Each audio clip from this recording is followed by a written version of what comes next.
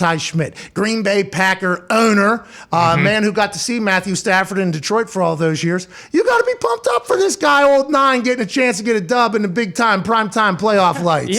Yeah, I love Stafford. He's like, I've been right on that train with, hey, people don't understand how good this guy is. Now, that doesn't necessarily mean his team's going to win the games all the time, because we've seen plenty of times where he'll throw 3 touchdowns against the Packers, and like clockwork, a pick six is coming. That's just going to break the Lions' back, which happened many a times. But last night, he only threw 17 times. I mean, Cam Akers he's a dog.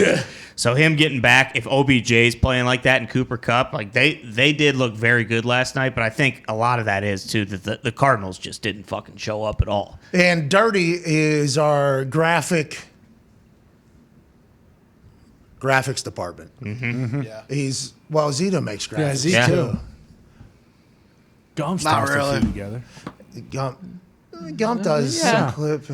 Anyways, Dirty, who does most of the graphics, he's a Rams fan. Okay, so he's pumped, obviously. Big-time playoff win. Von Miller, big midseason trade, comes in, makes a play. Obviously, Matthew Stafford makes some plays, has 2 tuds, and then runs one in. How you doing? Keep it moving. The Rams are all in. We want to win a Super Bowl, boom or bust. He said he's a little bit scared because the Rams beat the bad teams, and the Cardinals potentially have morphed into a bad team at this point that were riding high off their early success, so much so it got them a wild card berth in the entire thing. He's worried about going into Tampa, but I don't think they should, because I don't think Rams fans should even be worried. And he was very happy and optimistic and loves the Rams. Let's not get crazy, but he did bring up the fact that they were beating bad teams and then sometimes losing to the good teams. Sometimes at the end of the year there, Stafford was giving the ball away, and was it good defenses or was it just Matty Stafford? We don't know. They're going into a Tampa Bay with it that's a little bit wounded. Oh, yeah. Yeah. I mean, Wirfs, right tackle, one of the best right tackles in the game. Young, never misses any plays. He couldn't even stand on his foot. They had to roll him out there. And then Wells was the backup. They had him out there. He was not in fantastic shape as well. No.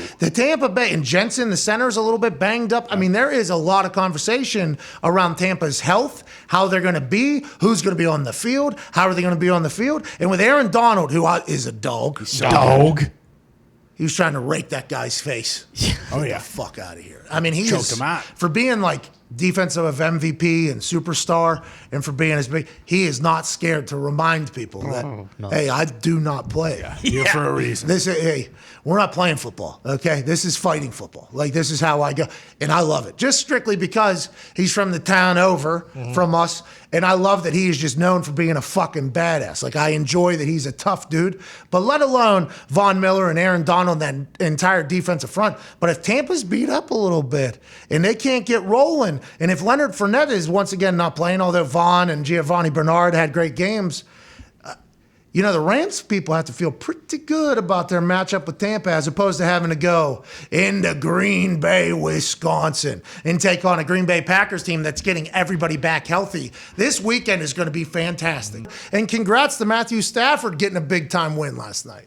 That was huge for Stafford. How does Foxy feel about that? Is Foxy still happy for him? Oh, yeah, I'm pretty fired up. I just thought Stafford stunk, but all he did this year was be top 3 in pass yards, top 3 in touchdowns, and win the hardest division in football, and win a playoff game. He needed this one. He really did. He only needed 17 attempts, too. That's what's crazy. Like, they blew him out, and he only threw the ball 17 that's what happens times. when you give him a run game, a defense, and a good coach. It never happened in Detroit. Now look at what he's doing now. 202 yards passing on 17 attempts. I think he won 15 of 17, 14 of 17, 13, whatever it was, of 17. 202 yards, 2 tuds passing, 1 to Cooper Kupp. Hell of a catch. Yeah. That was an incredible catch. And obviously Odell Beckham Jr. continues to live his best life, catching a touchdown, having a pass. But Cam Akers is a goddamn dog. I mean, that was a lot of fun to watch him get going. I don't think we knew enough about him or talked enough about him this season. He got hurt, obviously, but what a fucking addition he was to the squad.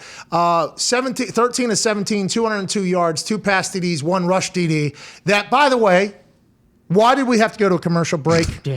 Foolish. And review that to then kick the extra point, to then kick off to go to another commercial break? It's like the way last night was handled was like the perfect depiction of what the fuck are we even doing? Everybody on earth okay, that's watching. Doesn't matter if you're watching the Manning cast, doesn't matter if you're watching Levy and the boys, or I think even the NFL Live crew had a watch along happening, and I think Dan Orlovsky will be joining us in about a minute, by the way. I think NFL Live crew had a watch along going on ESPN Plus. It doesn't matter where you're watching or how you're watching, whether it's standard def like AJ is currently in right now because he's on Zoom and he took a trip back in time.